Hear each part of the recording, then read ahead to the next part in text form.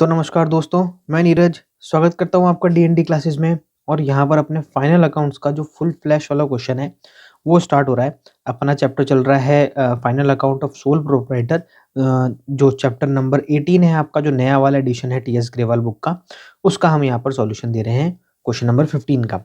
यहाँ पर question number 15 में आपके तीनों अकाउंट एक साथ बनने वाले हैं। मतलब ट्रेडिंग अकाउंट बन रहा है, प्रॉफिट एंड लॉस अकाउंट बन रहा है और बैलेंस शीट बन रही है। तो अपन फटाफट से क्या करते हैं, शुरू करते हैं बिना किसी देरी के, और यहाँ पर ट्रेडिंग अकाउंट, पी&ल अकाउंट और बैलेंस शीट बनाते हैं। यहाँ पर सॉल्यूशन जब हम शुरू करेंगे उससे पहले आपके दिमाग में कुछ चीज़ें क्लियर होनी चाहिए। जैसे आपको पता होना चाहिए कि डायरेक्ट एक्सपेंस क्या होते हैं, आपको पता होना चाहिए कि इनडायरेक्ट एक्सपेंस क्या होते हैं। क्योंकि जो डायरेक्ट एक्सपेंस होंगे ना, वो डायरेक्ट एक्सपेंस जाएंगे मेरे दोस्तों किसके अंदर, ट्रेडिंग अकाउंट के अंदर। और जो इनडायरेक्ट एक्सपेंस है वो जाएंगे मेरे दोस्तों कहाँ पर, प्रॉफिट एंड लॉस अकाउंट के अंदर। अब यहाँ पर ट्रेडिंग अकाउंट और प्रॉफिट एंड लॉस अकाउंट दोनों ही क्या है, एक तरीके से सेम है। मतलब दोनों की प्रॉपर्टीज सेम है। यहाँ पर जो अकाउंटिंग बनता है, ये डेबिट साइड होती है, ये क्रेडिट साइड होती है। तो यहाँ पर जो डेबिट साइड होती है, इस डेबिट साइड में क्या आते हैं, एक्सपेंस आते हैं और लॉसेज आते हैं। और जो क्रेडिट साइड होती है, यहाँ पर क्या आती है मेरे दोस्तों, इनकम और गेन आती है। पी&ल अकाउंट में भी सेम सिस्टम है और ट्रेडिंग अकाउंट में भी सेम सिस्टम है। बस दोनों में फ़र्क इतना है कि अगर आप ये ट्रेडिंग अकाउंट बना रहे हो तो यहाँ पर डायरेक्ट एक्सपेंस और डायरेक्ट इनकम की बात होगी यहाँ पर। और अगर आप पी&ल अकाउंट की बात कर रहे हो तो यहाँ पर इनडायरेक्ट एक्सपेंस और इनडायरेक्ट इनकम की बात होगी, और वही सारी चीज़ें इसके अंदर आएगी। तो यहाँ पर आप देखना कि थोड़ी कैटेगरी बन जाती है डायरेक्ट एक्सपेंस और इनडायरेक्ट एक्सपेंस की। बाकी बैलेंस शीट का खेल तो अपना अलग है बिल्कुल। तो अपन क्या करते हैं, फटाफट से बनाना शुरू करते हैं। बनाते बनाते ही आपको मैं बता दूंगा कि कौन सा डायरेक्ट है और कौन सा इनडायरेक्ट है। तो सबसे पहले अपन यहाँ पर ट्रेडिंग अकाउंट का परफॉर्मा बनाते हैं। परफॉर्मा में क्या है, मतलब रफ ही खींचता हूँ, अपने पास जगह होती नहीं है पहले ही, तो मैं बहुत ज़्यादा डेट, पर्टिकुलर अमाउंट और इस तरह की चीज़ें नहीं करता। मैं सिंपल सिंपल परफॉर्मा बनाता हूँ। बट आपको क्या करना है, पूरा बना के आना है एग्जाम में परफॉर्मा। मेरा मतलब है पूरा डेट तो आता नहीं है खैर इसके अंदर, पर्टिकुलर अमाउंट का पूरा आपको पूरा अच्छे से बना के आना है। यहाँ पर अपन लिख लेते हैं, कुछ नहीं लिख रहा मैं तो, ये लिखने की जरूरत ही नहीं थी, बस अपन तो सीधे ऐसे ही कर लेते हैं। यहाँ पर ऊपर लिख देता हूँ मैं, ट्रेडिंग अकाउंट एज ऑन 31 मार्च। अच्छा, एक चीज मैं आपको यहीं पे बता देता हूँ, अपन ट्रेडिंग और पी&ल दोनों अपन क्या कर सकते हैं, एक साथ बना सकते हैं। चलो आपको बना के बताते हैं ट्रेडिंग और पी&ल दोनों एक साथ कैसे बनता है। पहले तो मैं इसको सही कर लेता हूँ। इसको अपन क्या कर लेंगे, थोड़ा सा इसी को बड़ा कर देंगे।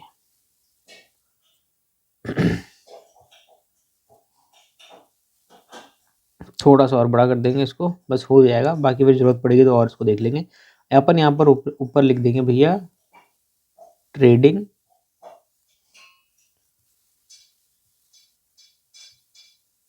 इसको कम करना पड़ेगा, and profit and loss account for the year 31 मार्च 2024। बस। अब ये ट्रेडिंग भी है और पी&ल भी है। पहले बनेगा ट्रेडिंग और फिर बनेगा इसके अंदर ही पी&ल। तो देखो सबसे पहले अपन को क्या करना है, इसमें से छांटना है। अपन क्या करते हैं, देखो यहाँ पर अपन कोडिंग कर देते हैं क्वेश्चन के अंदर। आपको एग्जाम में भी ऐसा ही करना है। देखो ये जो कैपिटल लिखा है ना, ये कैपिटल आता है मेरे दोस्तों बैलेंस शीट के अंदर, कहाँ पर, लाइबिलिटी साइड के अंदर। तो इसके आगे लिख दो कि बैलेंस शीट, एल लिख दिया मतलब लाइबिलिटी, ए लिख दिया मतलब असेट। ऐसी मशीनरी है। मशीनरी भी किसके अंदर आएगी, बैलेंस शीट के अंदर आएगी। और कहाँ आएगी भैया, असेट साइड में। जो सेल्स है, वो सेल्स किसका आइटम है, ट्रेडिंग का आइटम है, ये ट्रेडिंग के अंदर जाएगा। ठीक है, परचेज है वो भी ट्रेडिंग का आइटम है, सेल्स रिटर्न ट्रेडिंग का आइटम है, स्टॉक, ओपनिंग स्टॉक ट्रेडिंग का आइटम है। ड्राइंग्स जो है ना मेरे दोस्तों, वो बैलेंस शीट में लाइबिलिटी साइड में जब हम कैपिटल लिखते हैं ना, उसमें से माइनस होती है। वेजेस ट्रेडिंग का आइटम है, कैरेज इनवर्ड ट्रेडिंग का आइटम है। और सेल्स जो है, सैलरी जो है वो प्रॉफिट एंड लॉस अकाउंट का आइटम है। इसके बाद में general expense profit and loss account का आइटम है। Rent profit and loss account का आइटम है। परचेज रिटर्न ट्रेडिंग का आइटम है। इसके बाद में जो डेटर है, वो डेटर भी किसके आइटम है, बैलेंस शीट का असेट साइड का आइटम है। कैश भी बैलेंस शीट का असेट का आइटम है। Carriage outward profit and loss का आइटम है। एडवर्टाइजिंग प्रॉफिट एंड लॉस का आइटम है। और क्रेडिटर आपका बैलेंस शीट का लाइबिलिटी साइड का आइटम है। ठीक है, जब आप अगर आप पहली बार ही कर रहे हैं क्वेश्चन, तो आपको हो सकता है कि समझ में ना आए, पर आप इसके क्या करेंगे 2-4 क्वेश्चन करेंगे तो आपको याद होने लग जाएगा कि कौन सा आइटम ट्रेडिंग का है और कौन सा आइटम पी&ल का है। जैसे कि आपको पता है कि ट्रेडिंग अकाउंट को अपन ने क्या कर रखा है, अलग-अलग पार्ट में डिवाइड कर रखा है। उसमें पहले पार्ट में अपन क्या लिखते हैं, ओपनिंग स्टॉक और परचेस। देखो ऐसा है कि मैं ना एक टेक्निक से पढ़ाता हूँ हमेशा, है ना? चीज़ों को थोड़ा-सा डिवाइड करके कॉलम बना के या उसको स्टेप में काट के, जिससे क्या होता है स्टेप बनाने से और डिवाइड करने से क्या होता है हमारे मिस्टेक्स होने के चांसेस कम रहते हैं। तो अगर आप बीच में से कोई सा भी वीडियो उठा के अगर आप क्वेश्चन देखेंगे तो हो सकता है कि आपको मेरी टेक्निक समझ में ना आए। तो आप क्या करा कीजिए कि जो भी चैप्टर आप देखते हैं ना उसके पहले वीडियो से अगर आप देखना शुरू करेंगे तो मैं धीरे-धीरे उस टेक्निक को क्या करता हूँ समझाता हूँ। यहाँ पर ट्रेडिंग अकाउंट में भी हमने ऐसी टेक्निक बना रखी है, हमने ट्रेडिंग अकाउंट को क्या कर रखा है 3 पार्ट्स में डिवाइड कर रखा है, जिसमें सबसे पहले पार्ट के अंदर ओपनिंग स्टॉक और परचेज़ आती है, वो आती है यहाँ पर। तो आ जाएगा भैया टू ओपनिंग स्टॉक और देखो अपन को ओपनिंग स्टॉक दे रखा है यहाँ पर, ये रहा। 1 लाख रुपए का ओपनिंग स्टॉक दे रखा है, तो अपन यहाँ पर क्या कर देंगे ओपनिंग स्टॉक लिख देंगे। इसके बाद में अपन लिख देंगे मेरे दोस्तों परचेज़। अब परचेज़ में आप ध्यान रखना कि अगर परचेज़ रिटर्न होती है तो वो क्या होती है माइनस होती है, तो यहाँ पर परचेज़ भी है और परचेज़ रिटर्न भी है। मैं एक काम करता हूँ कलर ये वाला यूज़ में लेता हूँ। अपन क्या करेंगे जो आइटम लिखते जाएँगे ना, उसको क्या करेंगे काट देंगे। ऐसा करने से क्या होता है, हम बार-बार उन आइटमों की तरफ निगाह हमारे को नहीं डालनी जो आइटम हम लिख चुके हैं, ठीक है ना? हमारा टाइम बचता है इससे एग्ज़ाम के अंदर। तो हम क्या करेंगे देखो 5 लाख रुपए किसके लिख देंगे, परचेज़ के लिख देंगे और फिर क्या करेंगे इसमें से माइनस क्या कर देंगे परचेज़ रिटर्न। अब हमने 5 लाख रुपए परचेज़ के भी लिख दिए ना, इसको भी क्रॉस कर दो। अब हमारे को लिखनी है परचेज़ रिटर्न, ये रहा भैया परचेज़ रिटर्न 5,000 रुपए का, इसको भी काट दो। यहाँ पर लिख दो भैया 5,000 रुपए का परचेज़ रिटर्न। बाहर कितना आ जाएगा? बाहर आ जाएगा 4,95,000 रुपीज़ के आगे आके आपकी परचेज़। आगे बात खत्म। अब अपन बढ़ते हैं आगे। अब हमारे को जो नेक्स्ट स्टेप है ना? फर्स्ट स्टेप में तो हमारे को लिखना है ओपनिंग स्टॉक और परचेज़। सेकंड स्टेप में हमारे को लिखना है भैया डायरेक्ट एक्सपेंस। अब देख लो कहाँ-कहाँ डायरेक्ट एक्सपेंस है। देखो जहाँ-जहाँ ट्रेडिंग लिखा है ना, ऊपर से अपन शुरू करते हैं सेल्स। चलो सेल्स हालाँकि डायरेक्ट एक्सपेंस नहीं है, पर क्योंकि हमने ऊपर से देखना शुरू करा है तो ट्रेडिंग का आइटम है तो अपन क्या करते हैं सेल्स भी लिख देते हैं। सेल्स आती है मेरे दोस्तों इस तरफ, बाय सेल्स और सेल्स का आइटम है 9,20,000 रुपए। मैं लिखूँगा पहले अंदर, क्योंकि मुझे क्या करना पड़ेगा इसमें से सेल्स रिटर्न माइनस करनी पड़ेगी। तो पहले तो मैं इसको काट देता हूँ। अब देख लेता हूँ कहीं पर सेल्स रिटर्न है क्या? सेल्स रिटर्न है, सेल्स रिटर्न है, सेल्स रिटर्न है क्या? नहीं यार, कहीं नज़र नहीं आ रही। इसका मतलब किसी भी तरह की ये रही सेल्स रिटर्न ये रही 10,000 रुपए की। देखो अभी रह जाता ना मामला।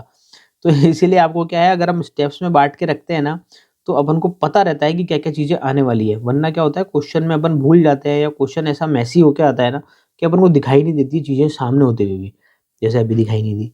इसके बाद में सेल्स रिटर्न को भी क्या कर देंगे माइनस कर देंगे यहाँ से, ठीक है? अब आगे बढ़ते हैं। सेल्स हट गई, सेल्स सब सब हट गया यहाँ से। अब अपन आ जाते हैं भैया नीचे ट्रेडिंग का आइटम वेजेस। तो अपन यहाँ पर क्या लिख देंगे भैया टू वेजेस। वेजेस आ गया मेरे दोस्तों 1 लाख रुपए, ठीक है? काटो इस 1 लाख रुपए को भी। इसके बाद में आ रहा carriage inward, to carriage inward. Carriage inward कितना आ रहा है 5,000 रुपए। काटो भैया इसको कैरेज इनवर्ड को भी। चले भैया, अब और कहीं पर ट्रेडिंग लिखा है क्या? देखो परचेज़ रिटर्न पे ट्रेडिंग लिखा था, हो गया। बाकी इस साइड और कहीं भी ट्रेडिंग नहीं लिखा है और लेफ्ट हैंड साइड के जितने भी ट्रेडिंग के आइटम है वो हमने कंप्लीट कर दिए। अब एक लास्ट आइटम आता है क्लोजिंग स्टॉक, तो हम यहाँ पर लिख देंगे भैया बाय क्लोजिंग स्टॉक। हमारे को दे रखा है ये रहा क्लोजिंग स्टॉक। यहाँ पर 2 लाख रुपए, तो अपन ने लिख दिया भैया 2 लाख रुपए। अब हम क्या कर रहे हैं, हमारे सारे आइटम आ चुके हैं। अब तो हमें क्या निकालना है, बैलेंस निकाल के ग्रॉस प्रॉफिट निकालना है। तो जैसा कि मुझे साफ-साफ दिख रहा है कि जो क्रेडिट साइड है उसकी टोटल क्या है, ज़्यादा है। तो मैं क्या करूँगा, ऐसे यहाँ पर डबल लाइन, ये देखो ये मैंने जो नीचे वाली जो लाइन है उसके नीचे डबल लाइन खींची है ना, बिल्कुल आपको भी ऐसा करना है कि जो सेकंड वाली लाइन खींचोगे ना, उसको क्या करना, डबल खींचना। आप बोलोगे ज़रूरी है क्या? हाँ जी, बिल्कुल ज़रूरी है। अगर ज़रूरी नहीं होता ना तो मैं बताता भी नहीं। 9,10,000 प्लस 2 लाख, तो यहाँ पर आ रहा है 11,10,000 रुपए की आ रही है टोटल। आपको क्या करना है, यही टोटल यहाँ पर भी लिख देनी है। पर डेबिट साइड की टोटल थोड़ी ना है 11,10,000 रुपए। बताऊँ कितनी है डेबिट साइड की टोटल? देखो लगा लेते हैं। 1 लाख रुपए प्लस 4,95,000 प्लस 1 लाख और प्लस 5,000। तो मेरे दोस्तों डेबिट साइड की टोटल आ रही है 7 लाख रुपए। पर हमने नीचे क्या लिखा, 11,10,000 रुपए। तो मैं क्या कर दूंगा, माइनस कर दूंगा 11 लाख 4,10,000 इसमें से माइनस करूंगा तो मेरे दोस्तों 4,10,000 रुपीज अगर मैं यहाँ पर और लिख दूंगा तो यहाँ की भी टोटल क्या आ जाएगी, 11,10,000 रुपये आ जाएगी। अब ये जो 4,10,000 रुपये लिखा है यही क्या है, ग्रॉस प्रॉफिट। तो अपन क्या लिखेंगे, टू प्रॉफिट, अपने मैं इसको ऐसे लिख देता हूँ, टू ग्रॉस प्रॉफिट।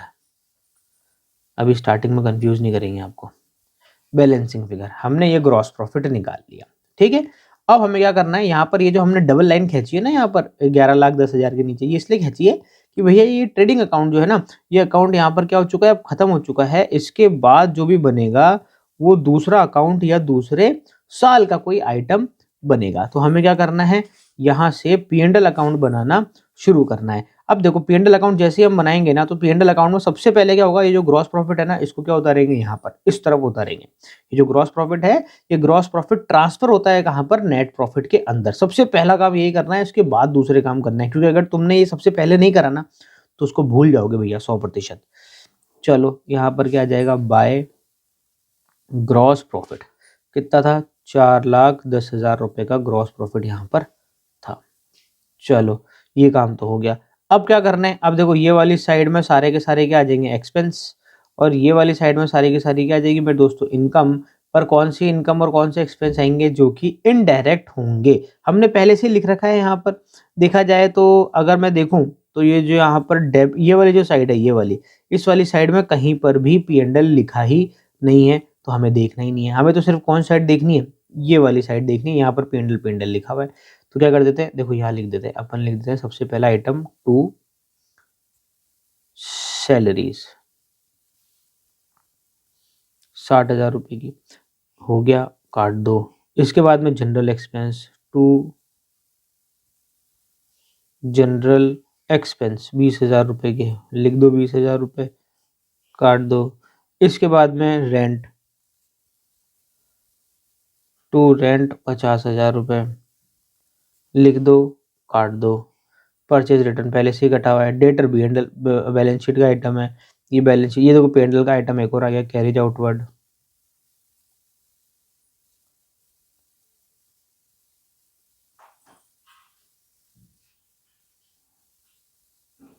$20,000, काट दो। एडवर्टाइजमेंट,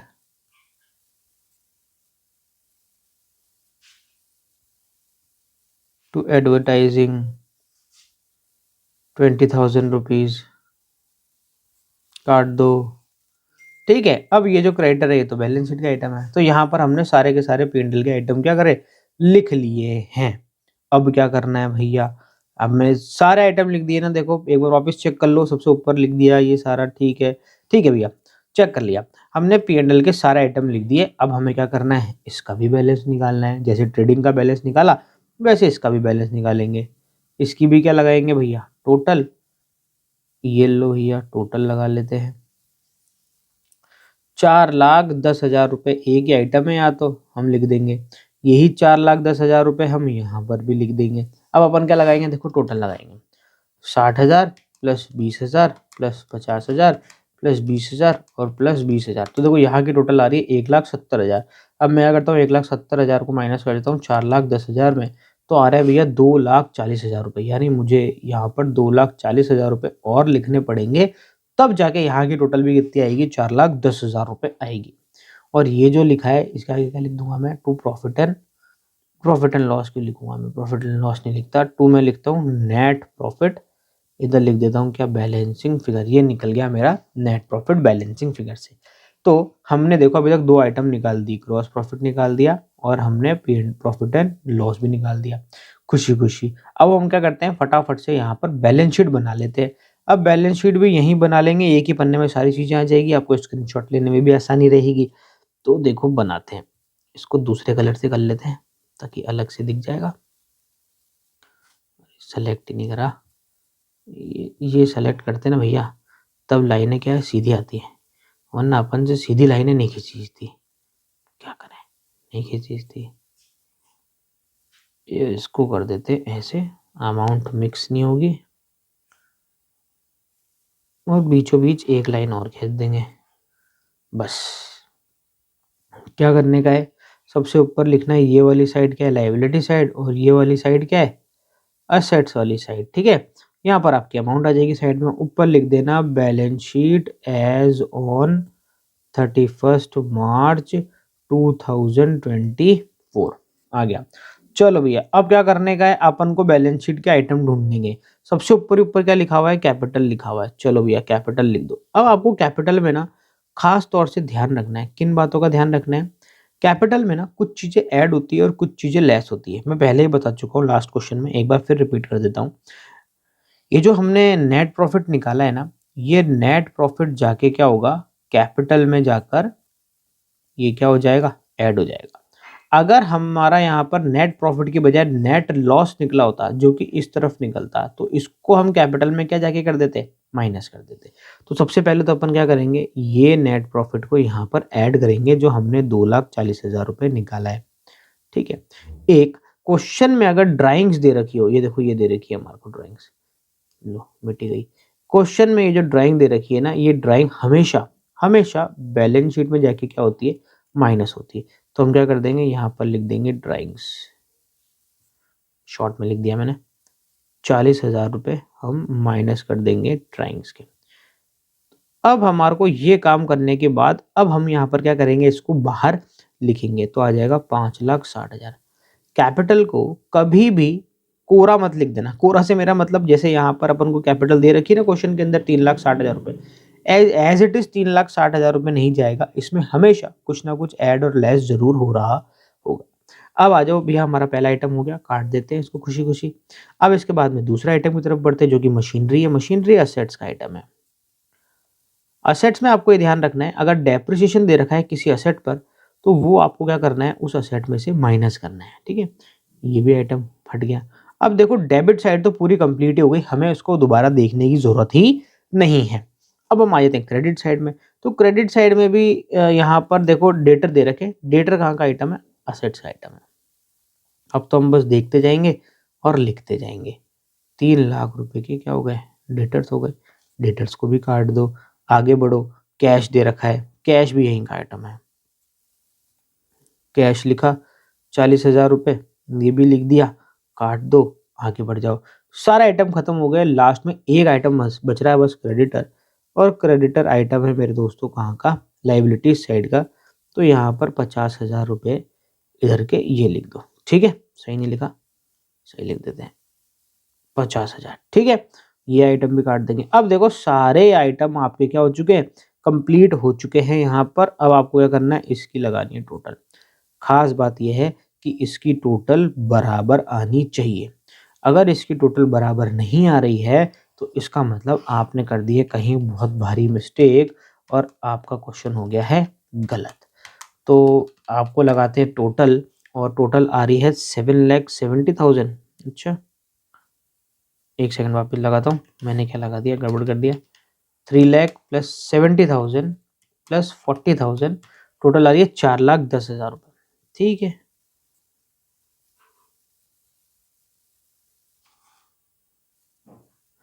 देखो क्वेश्चन करते करते ना हमसे एक मिस्टेक हो गई, आपसे भी हो जाएगी। अब आप बोलोगे क्या मिस्टेक हो गई यार, सब तो लिख दिया। देखो ऐसा है मेरे दोस्तों, हमने ना यहाँ पर असेट साइड में एक आइटम नहीं लिखा। वो एक आइटम क्या है, ये जो बाहर देखो आपको क्लोजिंग स्टॉक दे रखा है ना, ये क्लोजिंग स्टॉक।